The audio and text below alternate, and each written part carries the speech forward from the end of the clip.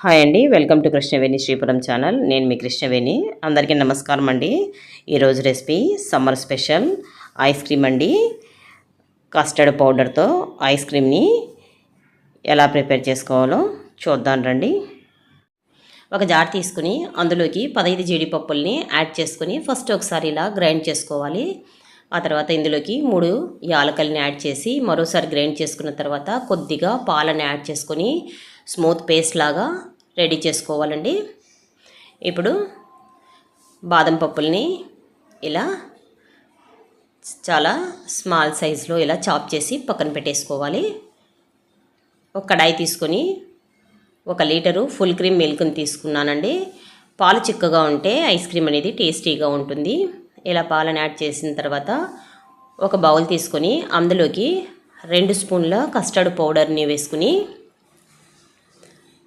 పాలను కొద్దిగా ఇలా పచ్చి పాలని యాడ్ చేసుకుని ఉండలు లేకుండా కలిపేసుకుని పెట్టుకోవాలి. మరో బౌల్లోకి 1 లీటర్ పాలకి 6 స్పూన్ల షుగర్ని వేసుకుంటే సరిపోతుందండి.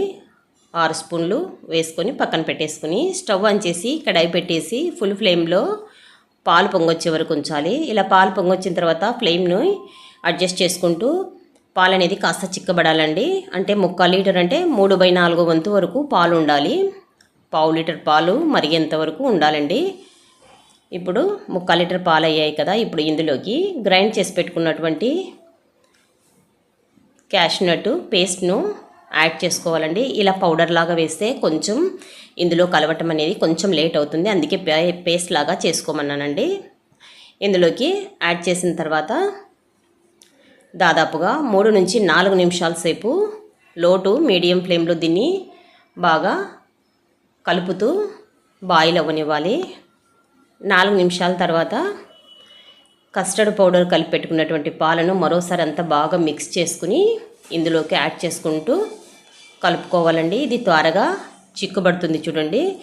అంతా 1 మినిట్ లోపే చిక్కుబడుతుంది కాబట్టి వేసుకుంటూ కలుపుకోవాలి ఉండలు లేకుండా. ఈ కస్టర్డ్ పౌడర్ పాలను వేసిన తర్వాత దాదాపుగా 4 నిమిషాల సేపు లో ఫ్లేమ్లోనే దీన్ని ఇలా బాయిల్ అవ్వనివ్వాలి. 4 నిమిషాల తర్వాత చూడండి ఇది కాస్త చిక్కబడింది. ఇప్పుడు ఇందులోకి షుగర్ని యాడ్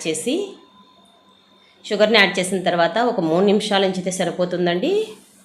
షుగర్ అంతా కూడా మెల్ట్ అయిపోయి చూడండి బాగా చిక్కబడింది కూడా. ఇలా చిక్కబడిన తర్వాత ఇప్పుడు స్టవ్ ఆఫ్ చేసేసుకుని దీన్ని కంప్లీట్గా చల్లారనివ్వాలండి.